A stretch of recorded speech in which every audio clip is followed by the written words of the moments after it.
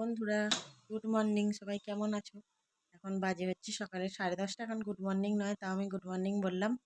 এখন যাব হচ্ছে আমার বাপের বাড়ি যাব। আমার মেয়েটাও স্কুল যাবে বলে রেডি হচ্ছে। দুজনে একসাথেই বেরিয়ে পড়বো।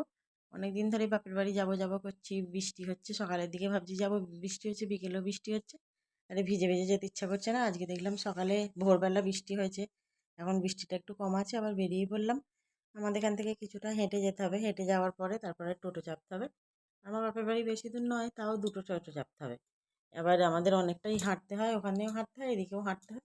হেঁটে হেঁটেই কিছুটা গেলাম, গিয়ে টোটোতে চেপে কেউ ছিল না, একাই চেপেছি। দেখলাম যে না, ফাঁকা আছে টোটো, একাই চাপলাম। আবার এখানে হাঁটতে হয়, বৃষ্টি দেখলাম রাস্তার মধ্যে সব, আমাদের এখানে ড্রেনগুলোতে সব বৃষ্টি হয়ে গেছে। তারপর হাঁটতে হাঁটতে একটা সামনে একটা জেঠিমা যাচ্ছিলো, তার সাথে কথা বলতে বলতে গেলাম।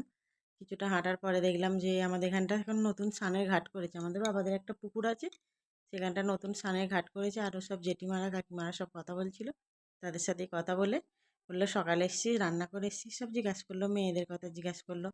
কথা বলে আবার বললাম হ্যাঁ হ্যাঁ, আমি বাপিদের ওখানে যাই, মাছ এনেছিলাম। মাছ নিয়ে গেলাম বাবার জন্য, কাঁচা মাছই নিয়ে গেছিলাম, ওখানে গিয়ে ভাজবো বলে। আবার হেঁটে হেঁটে কিছুটা গিয়ে আমার বাবাদের বাড়ি পৌঁছে গেছি। এখানে দেখলাম ঘাস মারা ওষুধ দিয়েছে, অনেক উঠোনে ঘাস হয়ে গেছিলো। অনেক দিন বাদেই আসছি।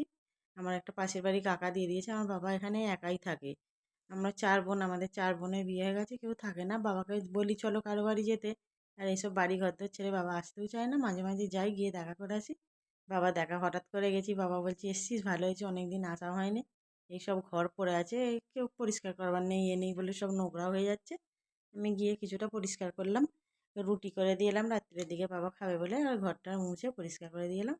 আর আমার একটা দিদির বাড়ি কাছাকাছি আছে, সে বিকেলে দেয়, সকালের দিকে কিছু দেয় না, এমনি দুপুরের টাইমটা আবার ভাত দিয়ে যায়।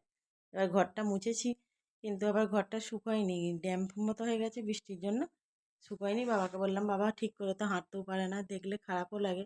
বললাম আস্তে আস্তে এসো, যেন স্লিপ করে না। আবার লাঠি ধরে ধরে আস্তে আস্তে এলো, এসে খাওয়া দাওয়া হয়ে গেছে, এখন বাজে হচ্ছে 3টে। আমিও ভাবলাম কিছুক্ষণ পর আমি বাড়ি চলে যাবো, বেরিয়ে পড়বো।